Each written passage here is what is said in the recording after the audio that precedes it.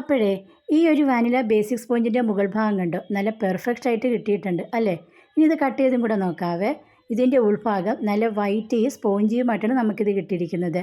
ഇതുപോലെ നിങ്ങൾക്കും വീട്ടിൽ ഇതേ കണക്ക് നല്ല വൈറ്റ് സ്പോഞ്ചിയുമായിട്ടുള്ള കേക്ക് തയ്യാറാക്കാനായിട്ടേ ഈ ഒരു ചെറിയൊരു ഐറ്റം കൂടെ മുട്ടയുടെ കൂടെ ചേർത്ത് നോക്കണേ. മുട്ട പതിപ്പിക്കുമ്പോൾ ഈ ഒരു ചെറിയൊരു ഐറ്റം കൂടെ ചേർത്തിട്ട് നിങ്ങൾ നിങ്ങളുടെ ബേസിക് സ്പോഞ്ച് ഉണ്ടാക്കി നോക്കണേ. നല്ല വൈറ്റിയും നല്ല ഹൈറ്റിയും നല്ല സ്പോഞ്ചിയുമായിട്ടുള്ള ബേസിക് സ്പോഞ്ച് വീട്ടിൽ തയ്യാറാക്കാം. അതും ബേക്കിംഗ് പൗഡറും ബേക്കിംഗ് സോഡയും പാലും ഓയിലും ബട്ടറും കോൺഫ്ലോറും ഒന്നുമില്ലാതെയാണ് ഈ കേക്ക് തയ്യാറാക്കുന്നത്. ഒരു ബൗളിലോട്ട് 2 മുട്ട ഒഴിച്ചു കൊടുക്കുക. ഇതാണ് ഞാൻ പറഞ്ഞ ചെറിയൊരു ഐറ്റം എന്ന് പറയുന്നത്. ഒരു മുട്ടയുടെ വെള്ളയാണ്. 2 മുട്ടയും ഒരു മുട്ടയുടെ വെള്ളയും കൂടെ ചേർക്കുക. മുട്ട പതപ്പിക്കുന്ന സമയത്ത് പൊടിച്ച പഞ്ചസാരയും വാനില എസൻസും ഒന്നും ചേർക്കരുത്. ഇത് പ്രത്യേകം ശ്രദ്ധിക്കേണ്ട കാര്യമാണ്.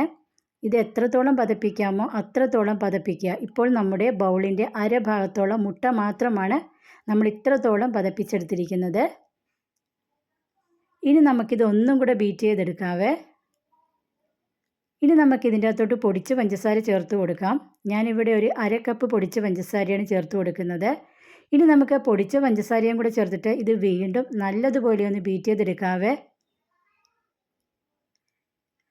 ഇത് നമ്മുടെ ബാറ്റർ നല്ല ഫ്ലഫിയായി കിട്ടാൻ വേണ്ടിയിട്ടാണ്. ഇപ്പോൾ നല്ലൊരു ക്രീമി രൂപത്തിൽ കിട്ടിയിട്ടുണ്ട്. ഇപ്പോൾ തന്നെ നിങ്ങൾക്കിത് കാണാൻ പറ്റുന്നുണ്ട്. നല്ല വൈറ്റ് കളറിലാണ് നമുക്ക് ഈ ഒരു മുട്ടയുടെയും പൊടിച്ച പഞ്ചസാരയുടെയും മിക്സ് കിട്ടിയത്. ഇനി നമുക്ക് വാനില എസൻസും കൂടെ ഈ സമയത്ത് വേണം ചേർക്കാനായിട്ട്. വാനില എസൻസും കൂടെ ചേർത്ത് നമുക്ക് ഒന്നും കൂടെ ഒന്ന് ബീറ്റ് ചെയ്യാവേ. ഇപ്പോൾ നമ്മുടെ ബാറ്റർ ഒന്നും കൂടെ ഒന്ന് ഡബിൾ സൈസിൽ വന്നിട്ടുണ്ട്. ഇനി നമുക്ക് മൈദ മിക്സ് ഇട്ട് കൊടുക്കാവേ. അതിനുശേഷം നമുക്ക് വിസ്കിന് ഇത് കണക്ക് പതുക്കെ ഒന്ന് ഫോൾഡ് ചെയ്തെടുക്കാവുന്നതാണ്.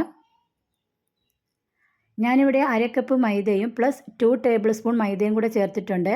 നിങ്ങൾക്ക് വേണമെങ്കിൽ 2 ടേബിൾ സ്പൂൺ മൈദയ്ക്ക് പകരം കോൺഫ്ലോർ ചേർക്കാവുന്നതാണ്. ഇപ്പോൾ നമ്മുടെ കേക്കിൻ്റെ ബാറ്റർ കണ്ടോ നല്ല ക്രീമിയും നല്ല ഫ്ലഫിയും നല്ല ഒരു വിപ്പിംഗ് ക്രീമിൻ്റെയൊക്കെ രൂപത്തിൽ നമുക്കിപ്പോൾ കിട്ടിയിട്ടുണ്ട് നമ്മുടെ ഈ ഒരു കേക്ക് ബാറ്ററിൻ്റെ മിക്സ്. ഇത് കണക്ക് നമുക്ക് അടിയിൽ നിന്ന് ഫോൾഡ് ചെയ്ത് കൊടുക്കാവേ.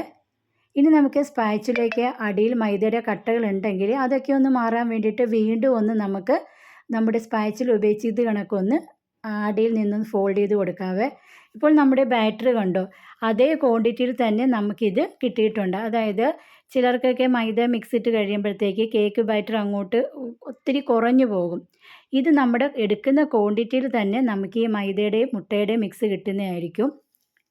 അതിനുശേഷം നമുക്കിത് നമ്മുടെ കേക്ക് മോൾഡിലോട്ട് ഒഴിച്ചു കൊടുക്കാമേ. ഇനി നമുക്കിതൊന്ന് സ്ക്യൂവറിന് ഇതിൻ്റെ എയർ ബബിൾസൊക്കെ ഒന്ന് കളഞ്ഞു കൊടുക്കണം. അപ്പോൾ നമ്മുടെ കേക്ക് ഇവിടെ ബേക്കായി വന്നിട്ടുണ്ട്. നല്ല മുകൾ ഭാഗം പെർഫെക്റ്റായിട്ട് തന്നെയാണ് കിട്ടിയിരിക്കുന്നത്. അപ്പോൾ എല്ലാവരും ഞങ്ങളുടെ ഹോട്ട് കൊക്കോ ചാനൽ ഒന്ന് സബ്സ്ക്രൈബ് ചെയ്യാനും കമൻറ്റും ലൈക്കും ചെയ്യണേ. ഇനി ഞാൻ അടുത്ത വീഡിയോയിൽ ബേക്കിംഗ് പൗഡറും ബേക്കിംഗ് സോഡയും പാലും ഓയിലും വെച്ചിട്ടുള്ള നല്ലൊരു റെസിപ്പി ചെയ്യാവേ. കേക്ക് ജെല്ലി വെച്ചിട്ടുള്ള റെസിപ്പി ചെയ്തിട്ടുണ്ട്. താല്പര്യമുള്ളവർക്ക് അത് ചെയ്യാം.